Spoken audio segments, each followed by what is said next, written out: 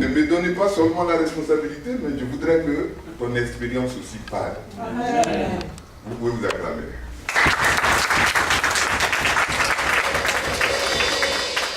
Que le Seigneur vous bénisse. Amen. Je voudrais vous dire que l'ennemi, comme nous sommes des enfants de Dieu, la cible qu'il a, c'est la cellule familiale. La cellule familiale est fixée depuis l'Antiquité, depuis la création. Et si vous lisez votre Bible, elle est dite dans le livre de l'Apocalypse, au chapitre 12, que vous pouvez lire tout le chapitre, vous allez comprendre qu'il y a eu des guerres. Depuis la création, il y a eu des génocides, il y a eu des attentats, il y a eu des crimes, et tout ça, la cible, c'est le foyer. C'est le foyer. Alors, je vais lire le texte, bien quelqu'un va nous lire Apocalypse 12, et nous allons le décortiquer, ça va nous servir d'élément d'introduction.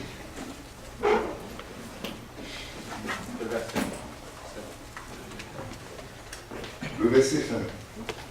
Apocalypse 12, verset 1. Un grand signe parut. Apocalypse 12, verset 1er. Un grand signe parut dans le ciel. Une femme enveloppée du soleil, la lune sous ses pieds, et une couronne de 12 étoiles sur sa tête. Elle était enceinte, et elle criait, étant en travail et dans les douleurs de l'enfantement. Un autre signe parut encore dans le ciel. Et voici, c'était un grand dragon rouge, ayant 7 têtes et 10 cornes, et sur ses têtes 7 diadèmes. Sa queue entraînait le tiers des étoiles du ciel et les jetait sur la terre. Le dragon se tint devant la femme qui allait enfanter, afin de dévorer son enfant lorsqu'elle aurait enfanté. Verset 5. Elle enfanta un fils qui doit paître toutes les nations, avec une verge de fer. Et son enfant fut enlevé vers Dieu et vers son trône. Et la femme s'enfuit dans le désert, où elle avait un lieu préparé par Dieu, afin qu'elle y fût nourrie pendant 1260 jours. Verset 7. Et il y eut guerre dans le ciel. Michel et ses anges combattirent contre le dragon. Et le dragon, ses anges, combattirent. Mais ils ne furent pas les plus forts. Et leur place ne fut plus trouvée dans le ciel. Et il fut précipité, le grand dragon, le serpent ancien, appelé le diable et Satan, celui qui séduit toute la terre. Il fut précipité sur la terre, et ses anges furent précipités avec lui. Et j'entendis dans le ciel une voix forte qui disait, « Maintenant, le salut est arrivé, et la puissance, et le règne de notre Dieu, et l'autorité de son Christ, car il a été précipité l'accusateur de nos frères, celui qui les accusait devant notre Dieu jour et nuit. » Verset 11. Ils l'ont vaincu à cause du sang de l'agneau et à cause de la parole de leur témoignage. Et ils n'ont pas aimé leur vie jusqu'à craindre la mort. C'est pourquoi réjouissez-vous, cieux, et vous qui habitez dans les cieux. Malheur à la terre et à la mer, car le diable est descendu vers vous, animé d'une grande colère, sachant qu'il a peu de temps. Quand le dragon vit... Tu t'arrêtes là. Amen. Et tout à l'heure, on va terminer tout le chapitre parce que c'est très très important. Je disais tout à l'heure qu'il y a eu des crimes depuis la création. Il y a eu des attentats, il y a eu des guerres. Et ces guerres ont commencé depuis le ciel. Depuis le ciel. Il y a eu 3. Et le troisième aujourd'hui, vous allez voir tout à l'heure à quel moment la troisième guerre a lieu. La première guerre a été déclarée contre le Dieu Tout-Puissant, lui-même, celui qui est à confectionné toutes choses. Son royaume a tremblé parce qu'il y a eu des désirs, il y a eu d'autres pensées là-bas de leadership depuis le ciel. Et il y a eu un bouleversement et plus d'un tiers d'anges ont été expulsés du ciel. Et là, Apocalypse, le chapitre 12, nous relate en détail. Vous allez voir que c'est dans ces guerres-là que tout est parti aujourd'hui. Et l'échec de celui qui a mené cette guerre, c'est la perte du ciel, la perte des valeurs, la perte de sa position, la perte de son autorité, parce qu'il était considéré au ciel, il avait une grande responsabilité au ciel, il a perdu tout ça. Et il a été précipité. Ou, excommunié du ciel, on l'expulse directement plus bas. Et il descend, et il voit que la terre est occupée par une autre créature qui est à la ressemblance de Dieu. Puisque lui-même, il est aussi à la ressemblance de Dieu. Excusez-moi. Arrivé là, il a trouvé l'homme. L'homme que Dieu aime. L'homme avec qui Dieu a une autre connexion vivante. Et qui était dans un jardin, placé dans un jardin. À qui Dieu a donné un pouvoir aussi immense. Parce que tout ce qu'il a créé, il a confié ça à l'être humain. Et dans la colère, dans la frustration, dans l'aigreur, il descend et il trouve que là où on l'a expulsé, là, il y a quelqu'un encore qui doit dominer et à qui Dieu a donné un pouvoir. Et c'est directement contre cette personne qu'il est allé. C'est qui? C'était une cellule familiale.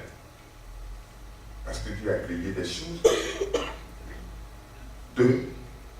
Et il a créé l'homme.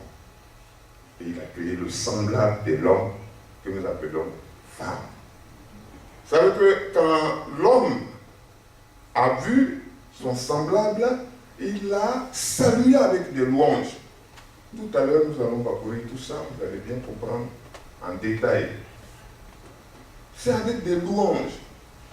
Parce qu'il a constaté qu'il y avait un vide. Dieu a tout fait. Et lui a même donné la charge de nommer toutes choses qu'il a créées. Il y a le pouvoir que Dieu a donné à l'homme. Et il lui dit quoi? Toutes ces choses-là, nomme-les. Et c'est le nom que tu vas donner que le ciel et toute la création va considérer. Et c'est pourquoi la Bible dit aussi que toutes les familles tirent les noms de Dieu. Et la démarche du diable là, l'apôtre Jean écrit, il y eut guerre dans le ciel. Michel et ses anges combattirent contre le dragon, et le dragon et ses anges combattirent, mais ils ne furent pas les plus forts. Et leur place ne fut plus trouvée dans le ciel, et il fut précipité. Le grand dragon, le serpent ancien, appelé le diable et Satan, celui qui séduit toute la terre, il fut précipité sur la terre, et ses anges furent précipités avec lui. Mais Dieu chassa Lucifer hors du paradis, ainsi que tous les anges rebelles. Les cieux se réjouissent de la victoire. Le diable avait perdu la guerre, ainsi que sa place dans le ciel. Mais il a acquis la victoire sur la cellule familiale. Parce qu'il est arrivé, quand il est descendu dans cette haine-là, il a perdu la victoire contre Dieu, mais il a eu la victoire sur la cellule familiale qu'il a déstabilisée.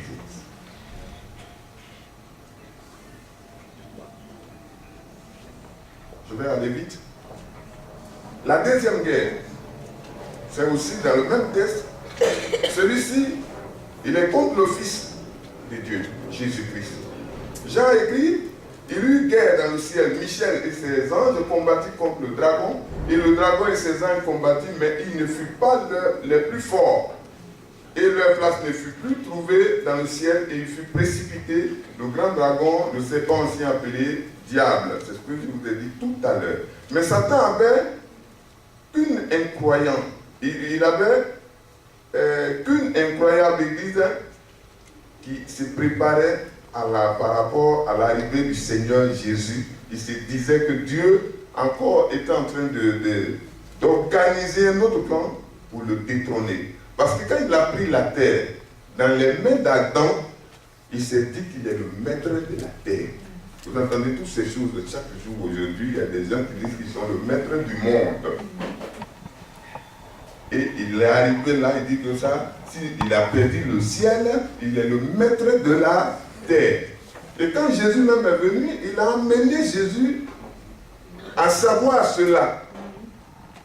Et la Bible dit qu'il a même pris un esprit pour dire, allons sur cette montagne, tu vois tout ça là, si tu m'adores, moi je vais te donner toutes ces choses. Parce que ça m'appartient. Vous avez compris? Amen. Mais l'arrivée de Jésus aussi a été un combat. Parce que Jésus aussi devait être béni par une cellule familiale. Et quand il a eu les signes qu'une autorité va naître pour le combattre, ça a été encore une autre guerre. Il y a eu un génocide. Parce que quand il a eu le coup, il a habité les autorités en son temps, les soldats, les gens de parole, les gens de fonction, de hautes fonctions ont été touchés pour que unanimement on détruise des enfants qui vont naître. Puisqu'il n'a pas pu attaquer le sein maternel, il a fallu même que le Seigneur envoie des anges pour déplacer cette femme. Parce que l'ennemi était encore où? Il a sécurisé la femme, elle a été envoyée au désert, même jusqu'en Égypte, etc., en Afrique, pour la sécuriser. Mais son départ, comme il ne sait pas qui est cet enfant qui va naître, il a tué plusieurs enfants, des innocentes personnes. C'est la même chose qu'il continue aujourd'hui. C'est la même chose. Il dit que c'est son propre territoire. Jésus descend sur son territoire et lui il l'attend. S'il doit venir sur son propre terrain, ça c'est un combat direct. Parce que le ciel, ça c'est le ciel. La terre là, c'est pour moi. Si c'est sur ma terre que Dieu veut descendre pour me combattre, il n'y a qu'à venir. Mais par quoi il va passer pour m'affronter? Et là, il y a eu plein de morts. Amen. Amen. Le passage suggère que Satan savait qu'il ne pourrait atteindre l'enfant dans le sein de Marie. Alors il extermina, détruit Christ. C'est-à-dire son objectif c'est de détruire Christ dès sa naissance. Il rassembla toutes ses forces démoniaques autour de Bethléem, envoyant des esprits trompeurs pour aveugler scribes, sacrificateurs et les pharisiens. Ensuite, son propre esprit entra dans le roi Hérode, le possédant ainsi. Si Satan ne pouvait pas lui-même tuer Christ, il avait un homme prêt à le faire pour lui. Vous voyez que nous sommes des canaux qu'on peut manipuler à volonté. Si l'esprit qui est bon n'est pas en nous, on peut être manipulé par l'esprit qui est mauvais.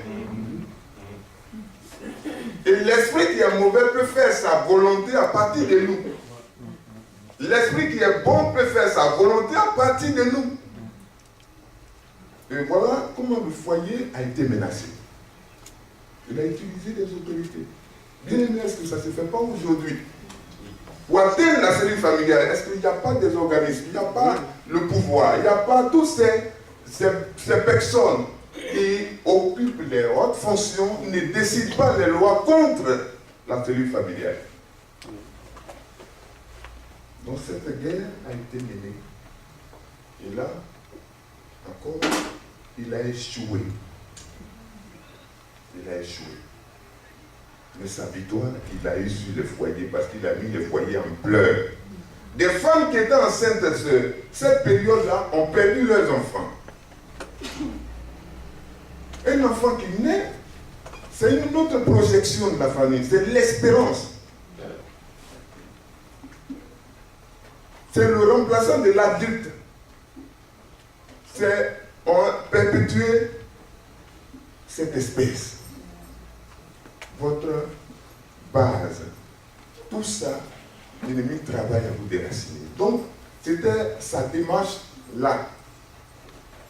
Mais les armées du Seigneur, composées d'anges célestes, montaient la garde auprès de l'enfant, afin que Satan ne puisse l'atteindre.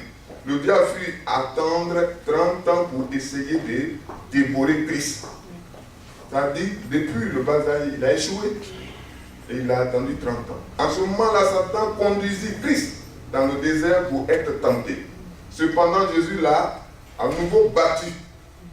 Dieu protégea encore une fois son fils en envoyant des anges pour le servir dans ce temps de faiblesse physique.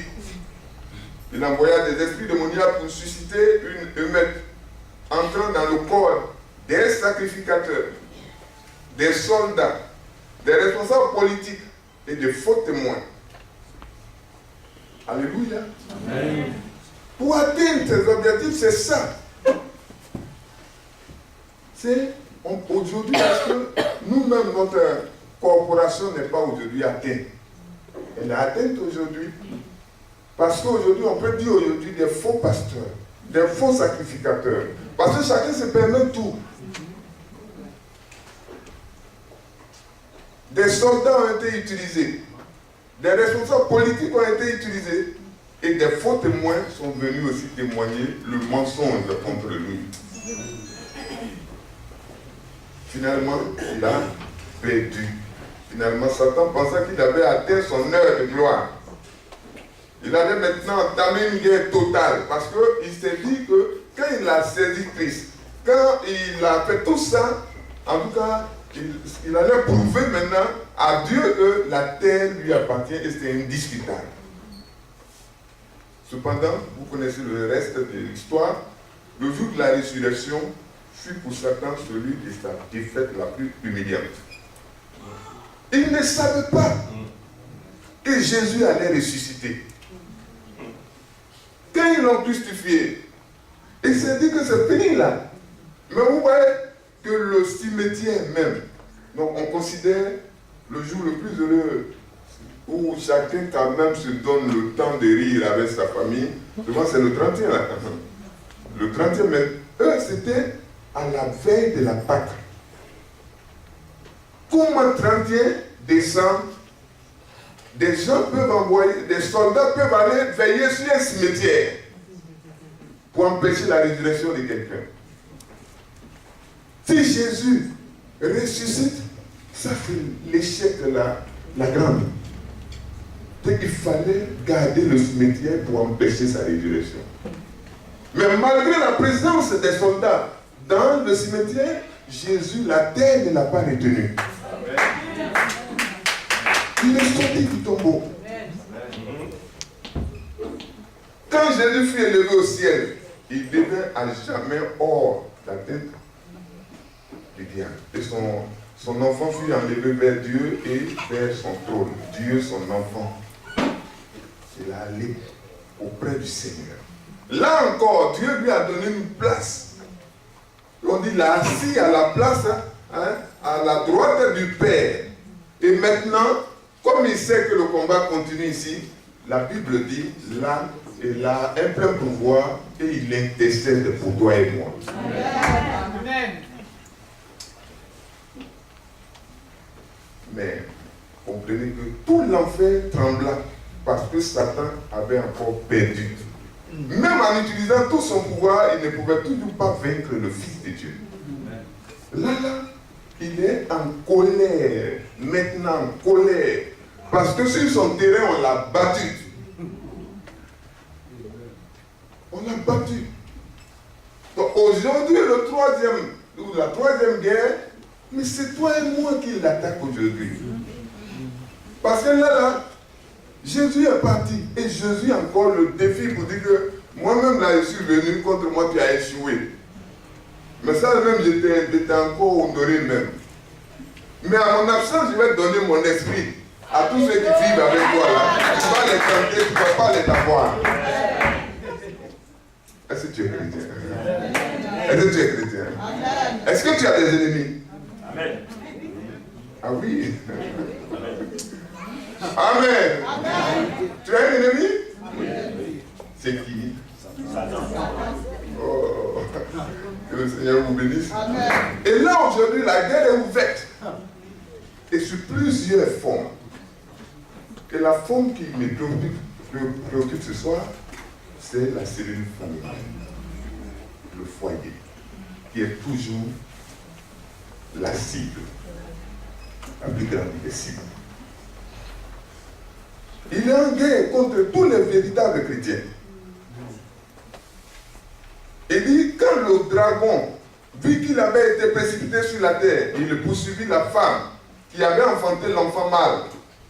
Et le dragon fut irrité contre la femme et s'en alla faire la guerre au reste de sa postérité, à ceux qui gardent les commandements de Dieu et qui ont le témoignage de Jésus-Christ. Ça c'est le verset 17. Satan retourna sa colère contre l'église de Jésus-Christ et il receva le plus fort de sa rage contre les croyants qui gardent les commandements de Dieu et qui lui font confiance. Bien-aimé, c'est contre nous. C'est contre nous. C'est contre toi et moi. Vous savez aujourd'hui, les lois, toutes ces lois, les règles qui régissent l'humanité, toutes ces choses aujourd'hui sont contre la famille. Vous savez que on dit la tête. Dieu a fait la tête, il a fait le corps. Mais l'objectif du diable, c'est que la tête perd sa place. Aujourd'hui, on travaille à cela. Et puis, vous voyez quand quelqu'un veut vous détruire, il rentre dans la famille, il prend la personne qui n'a pas, qui manque encore de discernement. Celui qui manque de discernement, il peut le manipuler parce qu'il est inconscient. Et son inconscience, il va l'utiliser et il va créer quoi? Il va l'exploiter pour vous détruire. L'enfant dans son innocence. Aujourd'hui, pour avoir des informations sur vos différentes familles, on peut passer par l'enfant. Et vous qui êtes en Europe ici, vous savez ce que je dis. Au point qu'aujourd'hui, c'est à ceux-là que le pouvoir revient. Alors que vous êtes établis pour leur donner les règles, le mode d'emploi de la vraie vie. Mais vous qui détenez le mode d'emploi de la vraie vie, c'est l'enfant qui doit vous enseigner aujourd'hui. C'est le renversement des choses. L'objectif a atteint et vous êtes éteint et le diable règne. Voici comment le foyer est en danger. On accepte tout, on est obligé d'accepter tout. Et on est dedans. Le pouvoir, il a perdu parce que lui, il a pris. Ce que tu appelles bien, lui, il appelle ça mal. Et il légalise ça. Il t'oblige à dire que le mal est bien. Et tu es obligé de dire le mal est bien. Et c'est comme ça le foyer, aujourd'hui, silence. Dans le silence, le foyer respire mal. Alléluia. Amen. Donc le foyer potentiel cible de toutes les crises dans le monde depuis la création. Bien-aimés, est-ce que vous pouvez à la maison lire Apocalypse 12, de verset 1 à 17. La troisième guerre, nous sommes dedans. Il a visé Dieu, il a perdu. Il a visé Jésus, il a perdu. Aujourd'hui, c'est l'épouse. L'épouse, c'est l'église. Qui compose l'église? C'est les familles qui composent l'église. C'est la cellule familiale qui se multiplie et qui fait l'église. L'église aussi, c'est toi-même. C'est l'église ambulante, l'église vivante, l'église universelle. Ce n'est pas les 4 murs.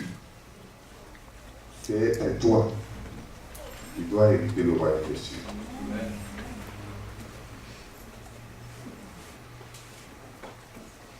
Alors, voilà notre premier père. Notre premier père, quand il a accueilli la femme, la Bible dit quoi? Dans Genèse 2, 23, l'homme dit, voici cette fois, celle qui est os de mes os et chair de ma chair, la princesse, mon semblable, ma valeur, le sang, c'est quoi? En tout cas, parler sur bon français. Là. Il a loué la femme, il l'a qualifiée. C'est lui qui l'a appelée femme, ce n'est pas Dieu qui l'a appelée femme. C'est lui qui lui a donné un nom. Il dit maintenant Dieu, c'est maintenant que je vois que tu as réussi la création. Parce que tu as fait mon semblable. Ça c'est chair de ma chair, os de mes os. Et aujourd'hui là, on prend ça aujourd'hui pour faire la poésie. On prend ça aujourd'hui pour rentrer dans une démarche de communication vraiment séduisante. Et on dit tous les mots pour toucher le cœur, ce cœur sensible de la femme. Et dit, on l'appellera femme parce qu'elle a été prise de l'homme. Ah, mais quelque part devant dans le même livre. Vous voyez, la distance même n'est pas longue. Hein? Du chapitre 2 au chapitre 3, il y a une crise quelque part. Et voilà, accusation. L'homme répondit à Dieu et dit, mais qu'est-ce qui s'est passé? Parce qu'il a su sa nudité. C'est vraiment plein de leçons. Quand vous lisez Genèse 2, il est écrit qu'ils étaient nus et ils n'avaient point honte. Quand on dit qu'ils étaient nus, ils n'avaient point honte, ça veut dire quoi? Il n'y a pas de soupçons. Il n'y a pas de crainte. Il n'y a pas de pire caché. Tout était clair au milieu d'eux. Ils étaient nus. La nudité, vous pouvez l'expliquer dans le sens que vous voulez, mais ce que je comprends, c'est que rien n'était caché. Ils partageaient tout. Ils avaient tout en commun. Ils étaient un. Mais là, ils ont été infiltrés et l'infiltration a fait le dégât et l'unité d'esprit. La communion a été brisée. Parce qu'on dit, leur présence dans le jardin, Dieu constamment communiquait avec eux, échangeait avec eux. Ils avaient permanemment la présence de Dieu sans inquiétude. Dieu était là. Ils étaient le meilleur ami de Dieu. Ils parlaient avec Dieu. On dit, il vient les soirs, il vient des heures, il échange avec eux, il repart, mais un jour il vient et les gens, ces personnes-là, ces amis de Dieu sont cachés. Les amis de Dieu veulent eux-mêmes se protéger. Les amis de Dieu ont peur de sa voix. Quand quelque chose est dérangé, on a peur de l'ordre. Bien aimé, l'objectif, c'est ça. Et quand l'harmonie, on perd l'harmonie, c'est les accusations qui commencent. Et là, il dit que l'homme répondit, la femme que tu. C'est pourquoi j'ai mis tu là comme ça. Et quand tu appelles quelqu'un tu déjà, ça veut tout dire. Hein? Ouais. Hein? C'est un ami proche. C'est un ami proche. Tu savais dire quoi encore, mais hein? Une accusation. En général, ou généralement tendance à utiliser le message tu. Quand on utilise tu ne devais pas me faire ça. En se faisant, on tombe dans ce qu'on appelle les 12 messages à risque qui ordonnent, menacent, moralisent, sermonnent, conseillent, rassurent, analysent, questionnent, ironisent. Alors là, la position de Adam, il a commencé à moraliser Dieu. Écoute, hein, ça dit, rentre à toi-même, parce que moi, j'étais ici tranquille. Hein. Je ne t'ai pas demandé une femme. Hein. C'est toi qui l'as mis à côté de moi. C'est elle que tu as mis à côté de moi. Voilà, c'est tranquille. Ça dit, tu peux dire ce que tu penses. Mais si c'est moi qui t'ai demandé. Donc quand ça ne va pas, c'est comme ça on commence. On est dans l'accusation. Et lui, il a osé faire ça à Dieu. Amen. Or, ces messages, la deuxième personne passe généralement très mal car il les culpabilise.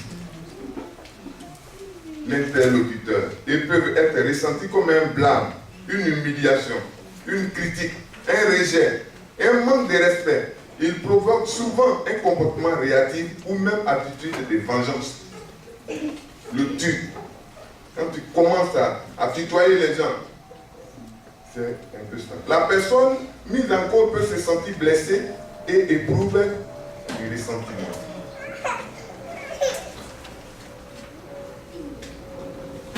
Bon, je vais vous alerter à tout moment pour savoir que vous êtes avec moi, donc excusez-moi si j'ai dit Amen. Alors, je réponds au problème en indiquant seulement l'autre qui devient seul responsable devant mon problème.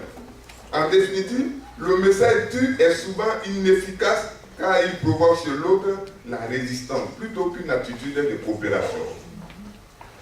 Donc le message efficace sera le message de Dieu.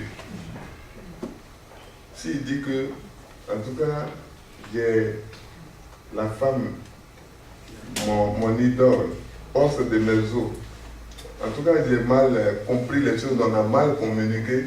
En tout cas, je n'ai pas joué mon rôle. Je devais lui dire qu'elle devait tenir bon. Que ça, là, Dieu dit que c'est interdit. On peut tout manger dans le jardin, mais ça, là, on ne touche pas. J'ai dit ça au passage un jour ici. J'ai dit que il y avait aussi là, une crise de communication entre Adam et Ève. Parce qui a reçu tout ça là de Dieu? C'est Adam.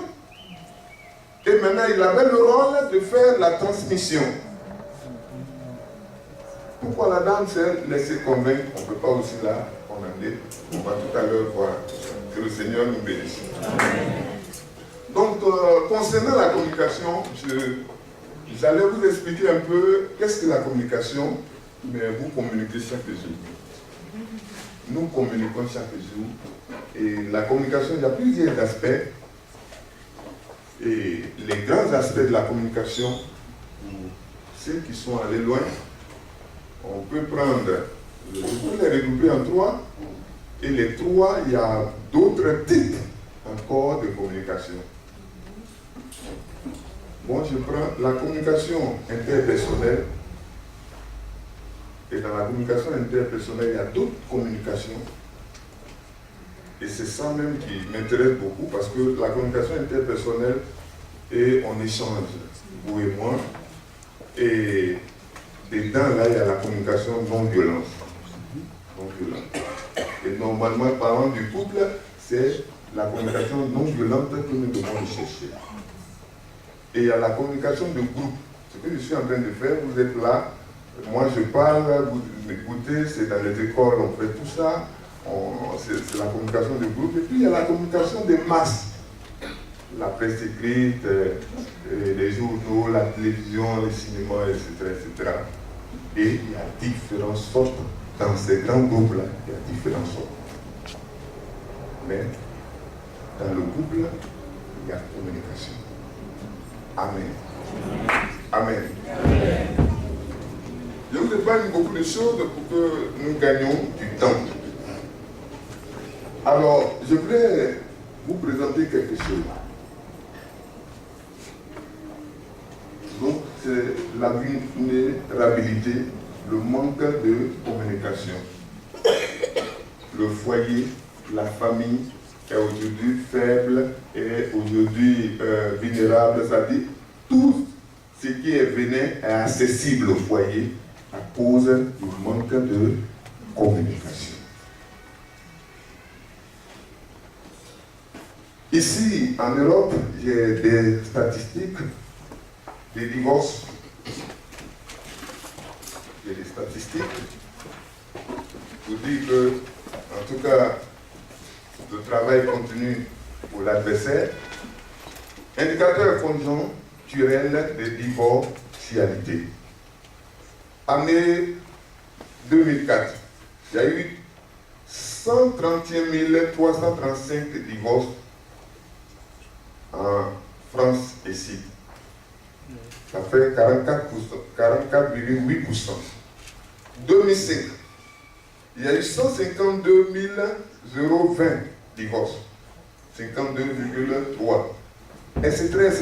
Jusqu'en 2013, parce que les autres choses, c'est pas encore disponible, mais c'est ce qui est disponible que je vous donne. Donc, en 2013, il y a eu 121 849 divorces et 44,2%. Pourquoi les divorces?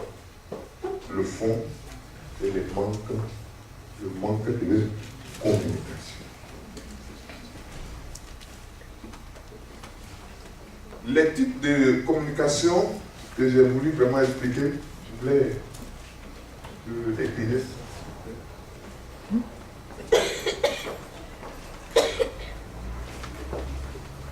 Les types de communication très très importants qui débutent quand les deux personnes se croisent. Vous allez voir, c'est très très important de savoir ces choses. Voici, il y en a 5. Il y en a 5 niveaux. Je commence par les clichés, automatisme. Et puis, il y a information. C'est-à-dire, les clichés, l'automatisme, quand on commence là, vous et moi, on ne se connaît pas. On arrive, on ne peut pas aller au-delà des informations. On échange sur des sujets qui ne sont pas trop importants. Trop importants. Le contenu est banal et sans danger. Je suis là, je ne suis pas hostile, mais je ne me dévoile pas. C'est le premier contact. L'objectif, c'est de se sécuriser. Donc, cliché, on commence là, on ne se connaît pas. Donc, je ne peux pas te donner trop d'informations sur ma vie. Donc, je me sécurise. La deuxième étape, c'est information fait. La description des faits ou le reportage. La conversation se limite à des faits. On parle des extérieurs à soi. Aucune opinion personnelle n'est exprimée. Ce niveau fournit le gros bataillon de nos échanges quotidiens. Les gens sont ensemble souvent, bon, ils peuvent parler des autres. Ça ne les touche pas. Et on peut parler des autres et puis se rapprocher. Mais le troisième niveau, c'est opinion-idée. Là, c'est là, il n'y a pas là. Le partage des opinions et des idées, on commence à s'exposer à la contradiction. Je pense que, quand je pense que arrive, on pourrait, dans la plupart des sociétés humaines, couple, famille, église, etc., dans le travail même, la communication s'arrête le plus souvent à ce niveau-là. Aller plus loin est trop périlleux, est trop risqué.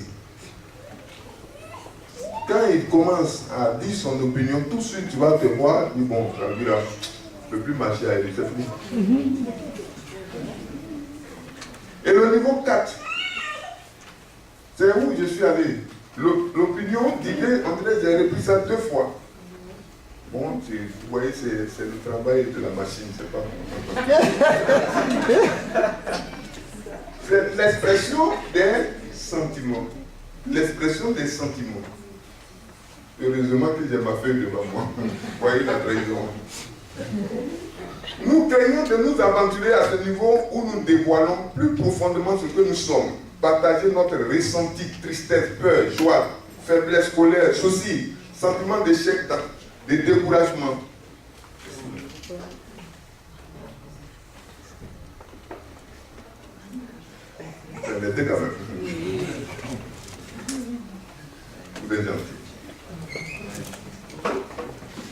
ça nous fragilise.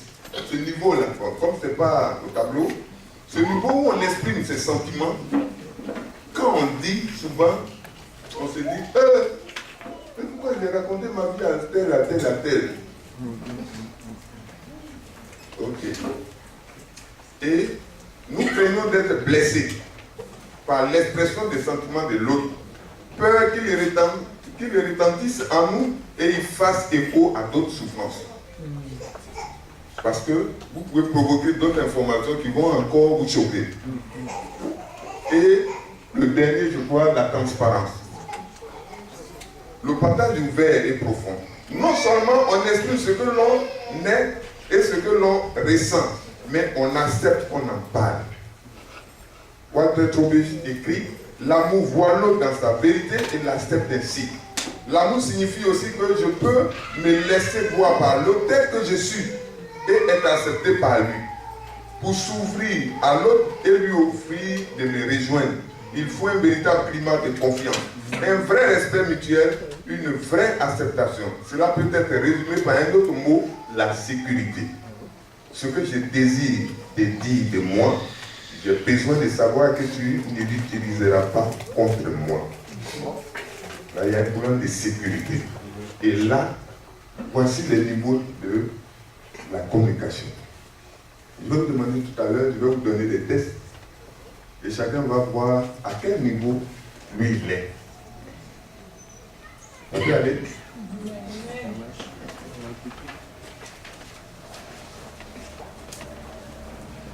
S'il vous plaît, je fais la traduction. Voilà. Donc, voici, les problèmes commencent là. Les problèmes dans le couple commencent à ce niveau. Quand les troubles,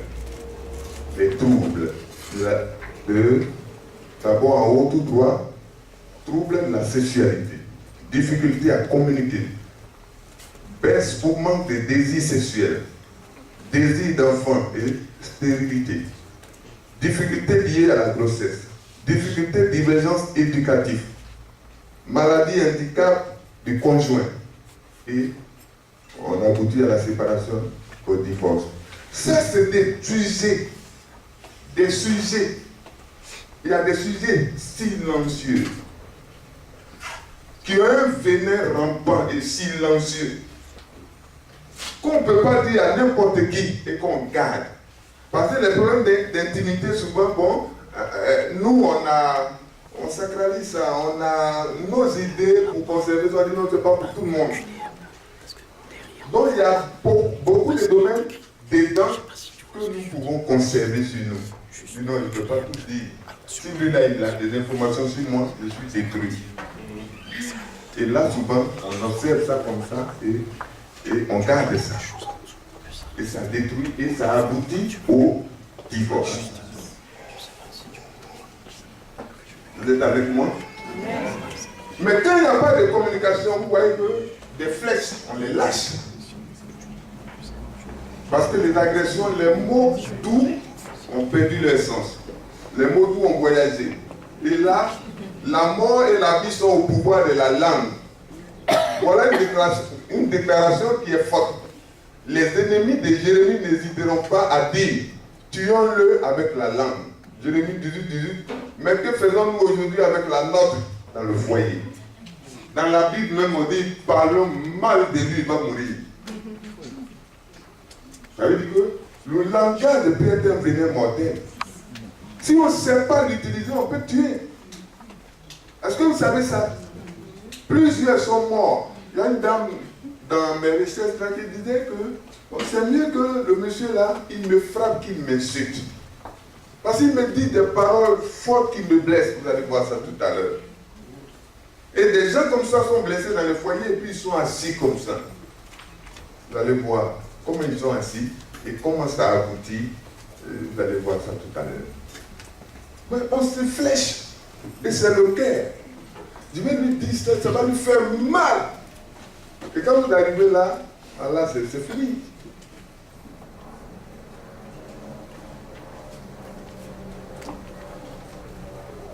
Est-ce que tu utilises bien le langage dans ton foyer? Maintenant, quand ça commence comme ça, il y a des dossiers qu'on n'a pas traités, qui dorment, et ce qu'ils vont créer, ils vont créer quoi? La mort. Et si tu laisses pourrir tout ça, ça va ternir la relation. Ça va détruire votre relation. Mais il y a des sujets que vous avez gardés comme ça qu'on a engagés. Des sujets qui sont dans les cadres. Non, on n'en parle pas, c'est qu'il y a sujet. Non, moi je m'en fous. Je ne parle plus de ça, mais ça ronge.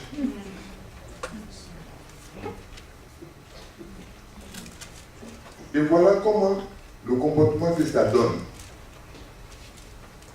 Voilà le cas. Il n'y a plus de communication. Quand il n'y a plus de communication, regardez comment chacun s'assoit dans...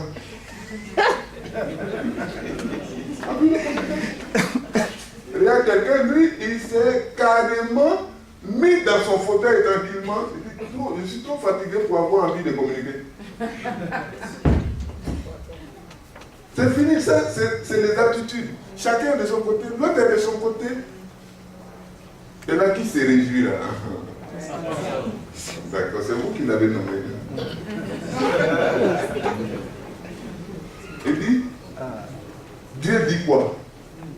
Tout ce que vous voulez que les hommes fassent pour vous, faites-le de même pour eux, car c'est la loi et les prophètes. Le principe de la Bible, vous désirez quelque chose, faites-le aussi à l'autre.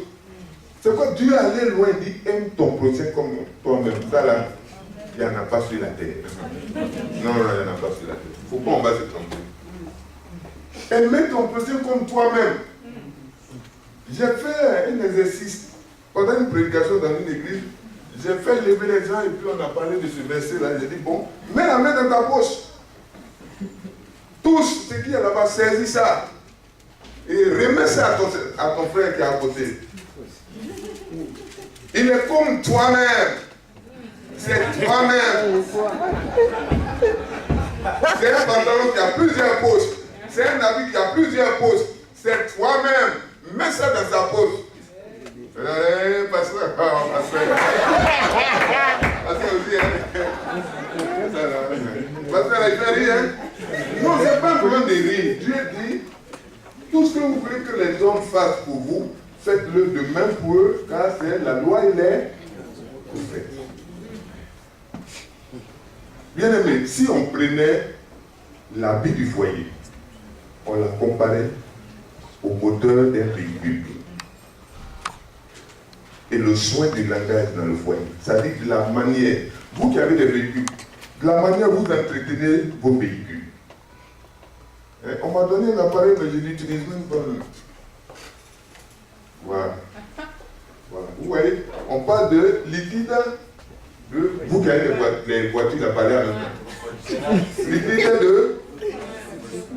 de freinage, liquide de transmission, filtre. Ah, vous ne voyez pas? Ok, d'accord. Vous allez bien voir. Voilà. Vous voyez maintenant?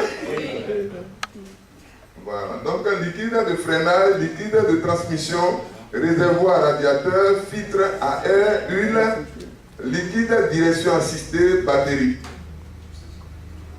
Enfin, tout ce que vous voyez là, c'est le foyer n'a pas ça. Le foyer a batterie. Si elle est morte, elle est morte. Est-ce qu'on peut acclamer le Seigneur? Il y a un liquide de direction assistée. Vous allez voir tout à l'heure comment la direction, les gens vont se battre sur la direction. Il y a huile. Quand tu n'es pas doux, tu vas tout gâter. Tu es violent. C'est pour parler avec douceur. C'est ce que la Bible conseille. L'huile là, si tu n'as pas ça dans ton langage, tu vas tout gâter. Bon, je vous laisse avec ça. Réfléchissez. Et si maintenant on pourrait prendre le cœur comme un réservoir. Le cœur humain comme un réservoir. Bien aimé, dans nos réservoirs, il y a des réservoirs. Vous allez à la station, il y a essence, il y a gasoil, il y a super, il y a quoi encore? C'est ça, non? C'est tout? Plomb, sans plomb. Ouais. En tout cas, il est vide, il faut mettre quelque chose dedans. Si ça c'est à gasoil, il faut prendre gasoil. Si c'est à essence, il faut prendre l'essence.